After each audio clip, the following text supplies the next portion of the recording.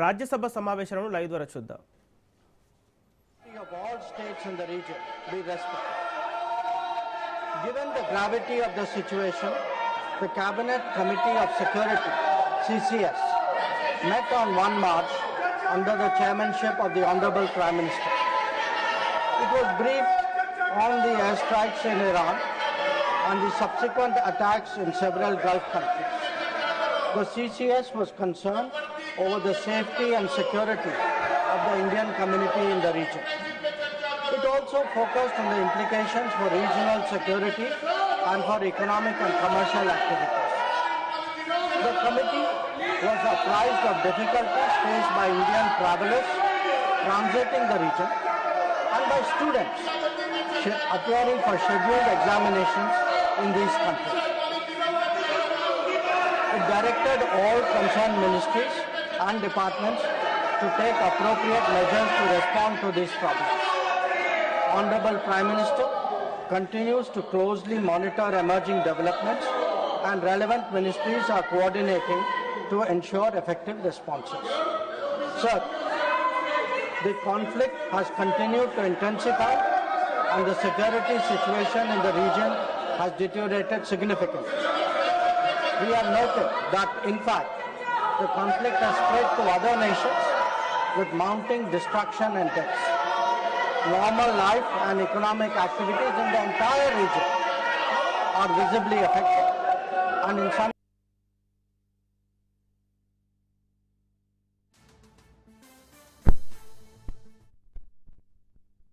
and spoke up for an early end to the conflict.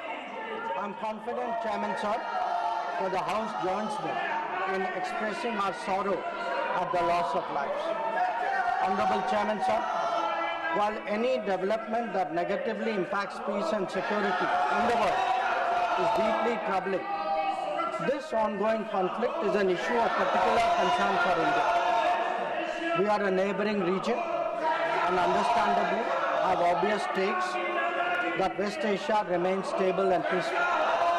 There are almost 1 crore Indian citizens who live and work in the Gulf nations. In Iran too, there are a few thousand Indians who are there for study or for employment.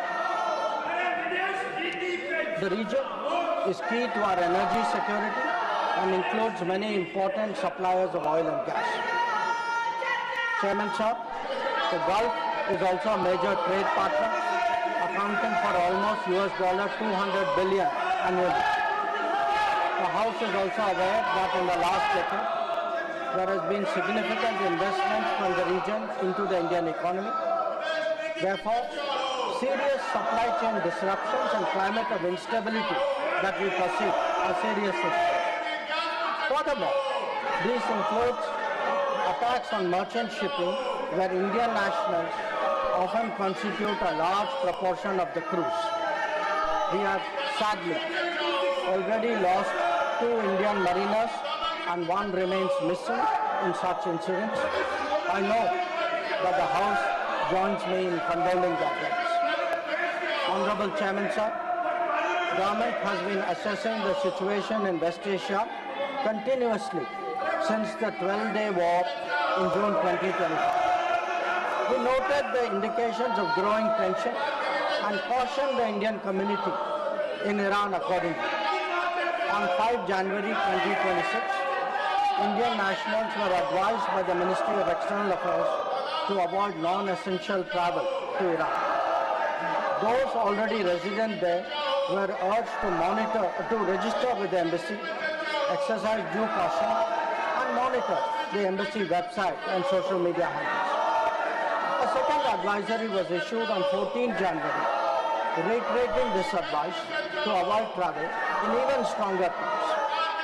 The Directorate General of Shipping, Mumbai, in parallel, issued its own advisory on 14 January for Indian seafarers, asking them to follow embassy advisories and avoid unnecessary movement ashore.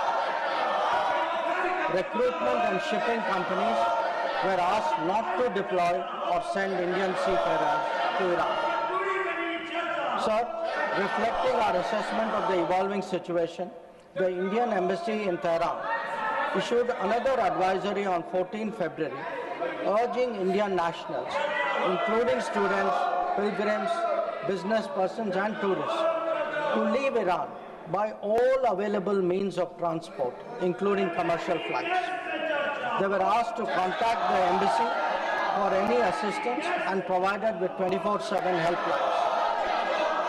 This was again reiterated in strong terms through another advisory on 23 February. Some heeded these advisories and have left the country. However, many others have disregarded them and remain in Iran. We are also in touch with our fishermen who operate out of Iran. This was the situation till 28 February 2020. Once the conflict commenced, the Indian embassy has facilitated the relocation of Indian students, several Indian students in Tehran to places outside Tehran. An advisory update with emergency contact helplines was issued on 3 March. Similarly, facilitation was extended to pilgrims for their internal movement. Indian nationals who were in Iran for business reasons were assisted to cross over to Armenia and return home. The embassy in Tehran remains fully operational, in fact, on the highest alert. They are totally committed to supporting the Indian community in this difficult moment and in assisting Indian nationals who may wish to cross international borders. Where seafarers are concerned, the Directorate General of Shipping, through an order of 2nd March, has constituted a quick response team for immediate response, coordination and support functions. This too will function on a 24/7 basis. Honorable Chairman, sir, I would like to inform the House through you that every Indian embassy in the region has similarly issued advisories. The embassy in Israel did so on 28 February and 1 March, UAE on 28 February and 5 March, Bahrain on 28 February, Qatar on 28 February, Kuwait on 28 February and 5th March, and Saudi Arabia on 28 February and 8th March, Oman on 28 February, Iraq on 28 February and 5th March. MEA has set up a dedicated special control room to monitor the situation and respond to queries from those. I will come back to let him complete his statement. Let him complete his statement. You are not allowing him to make the statement. That is not correct. Let him complete the statement. I will come back to you. Let him complete the statement. Please. The MEA's latest update on this was issued on 7th of March. Honorable Chairman, sir, our diplomats have also worked hard to assist stranded transit passengers in hubs like Dubai, Doha and Abu Dhabi. They have facilitated international border crossings for Indian nationals, including from UAE to Oman and from Qatar, Kuwait and Bahrain to Saudi Arabia. Wherever there has been a partial opening of airspace, we have approved and undertaken commercial flights, including non-scheduled flights, to enable the return of Indian passengers. Our estimate is that as of yesterday, almost 67,000 of our nationals have done so. Sir, I also saw, today I was informed of a information put out by the Ministry of Civil Aviation, and this tells us of the efforts government is making. Yesterday there were 15 inbound flights operated by Indian carriers which arrived in India, on the 7th. On the 8th there were 49 flights and on the 9th there are 50 flights. So I want to assure the House that every effort is being made that those who are stuck in the region, those who are transit passengers who are there, those who need to come back urgently from this region, we are making every effort for them to do so. Chairman, sir, throughout this period, government maintained close contact with relevant countries. Honorable Prime Minister himself has spoken to the President of UAE, the Amir of Qatar, the Crown Prince of Saudi Arabia, the Crown Prince of Kuwait, the King of Bahrain, the Sultan of Oman, the King of Jordan, and the Prime Minister of Israel. In each case, we received assurances that the well-being of the Indian community would be a priority for the host government. I have similarly been in close touch with my counterparts in these countries. Insofar as the United States is concerned, we have maintained regular contacts through diplomatic channels. While attempts have been made, contacts with Iran at the leadership level are obviously difficult at this time.